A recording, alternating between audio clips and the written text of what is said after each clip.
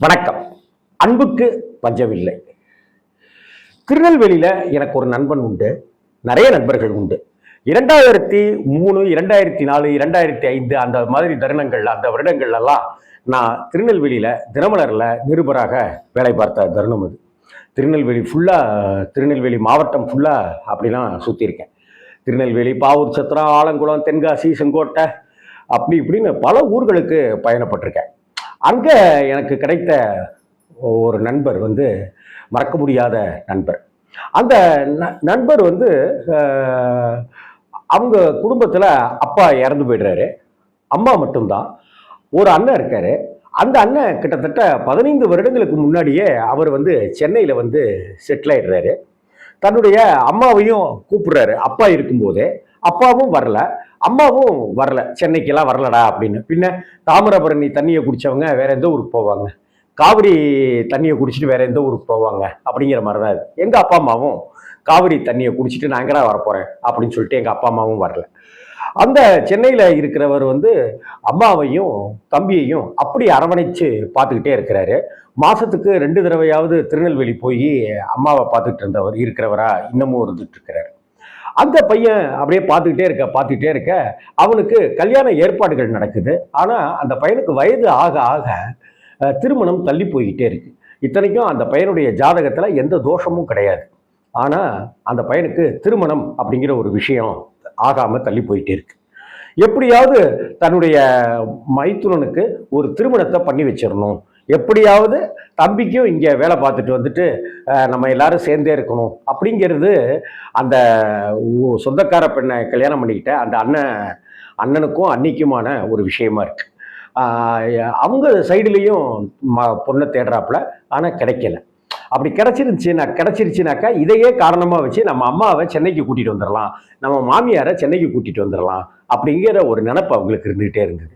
ஊடகத்துறையில் இருக்கிற நுட்பமான அந்த பையனை தம்பிக்கும் ஏதாவது இங்கே வேலை கிடைக்குமே அப்படின்ற ஒரு எண்ணம் வருது.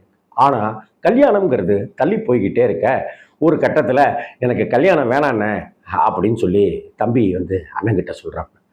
ஏன்டா என்னடா இவர் அப்படின்னு. இல்லைண்ணா எனக்கு வயசாகிட்டே இருக்கு, அம்மாவை இதுக்கு மேலே ஒருத்தி அம்மாவை சரியாக பார்த்துக்குவாங்களா என்னங்கிறதுன்னு தெரியல அப்படின்னு சொல்லி கல்யாணமே பண்ணிக்க வேணாண்ணே அப்படின்ற முடிவுக்கு வந்துட்டேன் அப்படின்னு அவன் சொல்கிறான். கிட்டத்தட்ட 12 வருடங்களா அம்மாவை ஒரு ஒரு குழந்தையை போல அம்மாவை பார்க்குறான். பையன் ஒரு அம்மாவா நின்று அங்கே குழந்தை அம்மாவை கவனிச்சிட்டு இருக்கிறான். அம்மாவுக்கு அவன் அம்மாவாயிட்டான். ஒரு தாய்மை உணர்வோட அவன் தன்னுடைய அம்மாவை பார்த்துக்கிட்டு இருக்கிறான். படுத்த படுக்கையா இருக்கிற அம்மா, அந்த படுத்த படுக்கையா இருக்கிற அம்மானாக்கா கொஞ்சமா வாக்கிங் ஸ்டிக் வச்சு நடந்துருவாங்க. இங்கேருந்து கார் எடுத்துட்டு போய் அண்ணன் அங்கே போய் அம்மாவையும் தம்பியும் கூட்டிட்டு இங்கே ஒரு 10 நாள் சென்னையில் வச்சிருப்பாரு. நான் என்னை ஊருக்கு அனுப்பிச்சு விட்டுடா, போர் அடிக்குதுடா எனக்கு அப்படின்னு சொல்லிடுவாங்க. உடனே திரும்ப கூட்டிட்டு போய் விட்டுருவாங்க. 2 மாசத்துக்கு ஒரு தடவையோ 3 மாசத்துக்கு ஒரு தடவையோ இப்படி ஒரு 10 நாள் 15 நாள் அம்மாவும் தம்பியும் இங்கே வந்துட்டு போறது அவங்களுக்கு சந்தோஷம். அங்க திருநெல்வேலியில இருக்கிற சொந்த வீடை தம்பியோட பேர்லயே அவர் எழுதி கொடுத்துட்டு நீயே வச்சுக்கடா அந்த வீடை அப்படின்னு சொல்லிட்டு, அது மட்டும் இல்லாம அவனுக்கு உண்டான செலவு, அம்மாவுக்கு உண்டான செலவு, சாப்பாட்டு செலவு, மருந்து மாத்திரைகளுக்கு உண்டான செலவுன்னு மாதந்தோறும் சென்னையில் இருக்கிற அண்ணனும் அண்ணியும் தொடர்ந்து பணம் அனுப்பிச்சிட்டே இருக்காங்க. எந்த வித மனசுல ஒரு தயக்கமோ இவ்வளவு பணம் அனுப்புறோமே அப்படிங்கிற மாதிரியான சிந்தனையோ இல்லாம அவங்க அங்கிருந்து அனுப்பிச்சிட்டு இருக்காங்க. மாசத்துல 2 தடவையாவது சனி ஞாயிறுகள்ல அங்க இருக்கிறதையும் வழக்கமா வச்சுட்டு இருக்காங்க. அதே போல இங்க அப்பாவுக்கு கணவர் இருந்தா அம்மாவை எப்படி பார்த்துப்பாங்க, அதாவது நம்ம அப்பா இருந்தா அம்மாவை எப்படி பார்த்துப்பாங்க, நம்ம ஒரு பொண்ணா இருந்தா மகளா பிறந்திருந்தா எப்படி அம்மாவை பார்த்துப்போம், நம்ம வீட்டுக்கு ஒரு மருமக இருந்திருந்தானாக்க அவ எப்படி பார்த்துக்குவா, இப்படிங்கிற எல்லா விதமாகவும் அப்படி அம்மாவை பார்த்துக்கிட்டு இருக்கிற என்னுடைய நண்பன் என்னை ரொம்ப ரொம்ப வியக்க வச்சான். கடந்த 2 வருஷத்துக்குள்ளார ஒரு தடவை என்னைய பார்க்கணும் அப்படின்னு ஆசைப்பட்டு மறைமலை நகரில் இருக்கிற நம்ம வீட்டுக்கு வந்திருந்தான். பையன் பாலா தான் போய் ட்ரெயின்லேருந்து கூட்டிகிட்டு வந்தாப்புல. ஒரு 4 மணி நேரம் உட்காந்து உரையாடி பேசிகிட்டு இருந்தான். எனக்கு நல்ல மனதுக்கு இனிய நண்பர்கள் வட்டத்தில், நண்பர்கள் மத்தியில் அவனும் ஒரு முக்கியமான நண்பன். அன்னைக்கு அந்த விஷயத்தை அவன் ரொம்ப என்னங்க கல்யாணமும் ஆகலை ஒன்றும் ஆகலை அப்படின்னு ஒரு கழிவிறக்கம் வச்சுக்கல. எங்க அம்மா படுத்த படுக்கையாவா இருக்காங்க, அவங்கள நான் ஒருத்தி ஒண்டியா பார்த்துக்கிறது அலுப்பு சலிப்புமா இருக்குங்க அப்படின்னு சொல்லலை. எல்லாத்தையும் அப்படி அவ்வளவு அழகா யதார்த்தமா எடுத்துக்கிட்டு இருந்த அந்த பையன் அம்மாவை பார்த்துக்கிறதுங்கிறது இல்லை, ஒருத்தங்க படுத்த படுக்கையா இருக்கிறத பார்த்துக்கிறதுங்கிறது சாதாரணமான விஷயமா இல்லை. என்னுடைய மனைவி கிருத்தியாவுடைய அண்ணன் கடந்த 2.5 வருஷமா படுத்த படுக்கையா இருந்து சமீபத்தில் கடந்த ஒரு மாதம் முன்னாடி இறந்து போனோம். அந்த 2 வருஷமா படுத்த படுக்கையா இருந்தான் அப்படின்னு நம்ம ஒத்த வரியில சொல்லிடலாம். ஆனா அந்த 2 வருஷமும் என்னுடைய மச்சினனோட மனைவி லட்சுமிங்கிறவ ஒரு அம்மாவை மாதிரி பார்த்துக்கிட்டா அப்படிங்கிறத இங்க நான் நினைச்சு பார்த்து வியக்கிறேன். நான் பல முறை வியந்திருக்கிறேன்.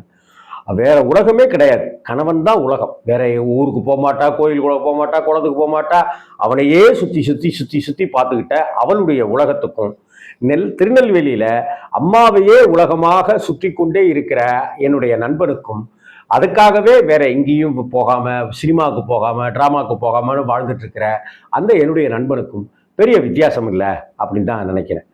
இதுல அண்ணன் மட்டும் கல்யாணம் பண்ணிட்டு செட்டில் ஆயிட்டாரு, நான் எனக்கு இன்னும் கல்யாணம் ஆகல, நான் மட்டும் அம்மாவை பார்த்துக்கணும்னு எனக்கு தலையெழுத்தா இப்படிங்கிற எந்த விதமான புலம்பல்களுமே அவன்கிட்ட இல்லை. அம்மாவை லவ் பண்ணி அன்பு காட்டுறான், லவ் பண்ணி சேவகம் பண்றான், அம்மாவை லவ் பண்ணி ஒரு உள்ளங்கையில ஒரு குழந்தைய போல வச்சு பாதுகாத்துட்டு இருக்கிறான் அந்த நண்பன் அப்படின்னு நினைக்கும் போது ரொம்ப சந்தோஷமா இருந்தது. ஒரு 5 நாளைக்கு முன்னாடி சசிகுமார் சார் வந்து நான் பேசின அந்த நந்தனார் படத்தை, நந்தனார் 1942 செப்டம்பர் 20ஆம் தேதி ரிலீஸ் ஆச்சு. இப்ப சசிகுமார் நடிப்புல வந்திருக்கிற நந்தன் படம் செப்டம்பர் 20ஆம் தேதி ரிலீஸ் ஆகுது, அப்படி ரிலீஸ் ஆயிருக்கு அப்படிங்கிற விஷயத்த நான் ஒரு வீடியோ பேசியிருந்ததுக்கு சசிகுமார் சார் வந்து வேற ஒரு சேனல்ல பேசும்போது என்னுடைய நண்பர் ராம்ஜி சார் வந்து இது மாதிரி சொல்லியிருந்தாரு அப்படின்னு அவர் அதை குறிப்பிட்டு சொல்லியிருந்தார். இது யதார்த்தமா நடந்த ஒரு விஷயம் அப்படிங்கிறத சொல்லும்போது இதையும் உதாரணத்துக்கு சொல்லியிருந்தாரு. அதை அவன் பார்த்துட்டு எனக்கு அண்ணா நன்றி, நான் சூப்பர்ண்ணா அப்படின்னு எனக்கு அவன் போட்டிருந்தான். ரொம்ப நாளைக்கு அப்புறம் எனக்கும் அவனுக்குமான நடந்த ஒரு சின்ன ஒரு உரையாடல் அந்த விஷயம். அப்போ நான் கேட்ட முதல் கேள்வி, அம்மா எப்படி இருக்காங்க அப்படின்னு. அம்மா சௌக்கியமாக இருக்காங்கண்ணா அப்படின்னா. அப்புறம் உங்கள் வீடியோவையும் காமிக்கிறேன் அப்படின்னு சொன்னான். அதுக்கப்புறம் நீங்கள் கோயில் பற்றி பேசுகிறதெல்லாம் நல்லா இருக்குண்ணா அப்படின்னு சொன்னேன். அண்ணன் அண்ணிலாம் எப்படி இருக்காங்க? அண்ணன் நல்லா இருக்காங்க, அண்ணி நல்லா இருக்காங்க, அண்ணன் பசங்க நல்லா இருக்காங்க, எல்லாரும் நல்லா இருக்காங்கண்ணா அப்படின்னா. நீ நல்லா இருக்கியா அப்படின்னா. இவங்க எல்லாரும் நல்லா இருக்காங்கண்ணா, அதனால் நான் இன்னும் சூப்பராக இருக்கேண்ணே. நான் ஒரு நாளைக்கு 10 தடவை எங்கள் அண்ணன்ட்டேருந்து ஃபோன் வந்துடுதுண்ணா. சாப்பிட்டியாடா, நீ அம்மாவை பார்த்துக்கிறேன்னு உடம்ப கெடுத்துறாத நீனு அப்படின்னு எங்கள் அண்ணன் பேசிகிட்டு இருப்பாங்க, அண்ணி பேசிகிட்டு இருப்பாங்க, சித்தப்பான்னு பசங்க உயிரே விடுறாங்க. இது எல்லாத்துக்கும் மேலே அங்கே நெல்லையப்புறம் காந்திமதியும் அப்பா அம்மா மாதிரி இருந்து என்னையும் எங்கள் அம்மாவையும் பார்த்துட்ருக்காங்க, எனக்கு என்னென்ன கவலை அப்படின்னு சொன்ன அந்த கல்யாணமே ஆகாமல், அம்மாவுக்காக கல்யாணமே செஞ்சிக்காமல் வாழ்ந்துட்டுருக்கிற அந்த நண்பன் எனக்கு பல உயரங்களாக தெரிஞ்சு விஸ்வரூபமாக எனக்கு தெரிஞ்சான். அப்போ கடவுள் தானே அப்படி விஸ்வரூபமாக எடுக்க முடியும். ஆனால் ஒரு மனிதன் விஸ்வரூபமாக நின்னது அங்கே தான்.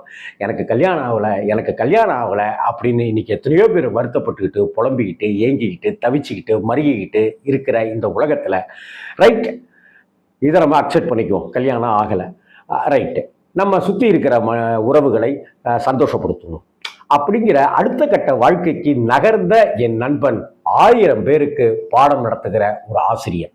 அவனுடைய வாழ்க்கை நம்ம ஒவ்வொருவருக்கும் பாடம், வேதம். அன்புக்கு பஞ்சமில்லை. வணக்கம்.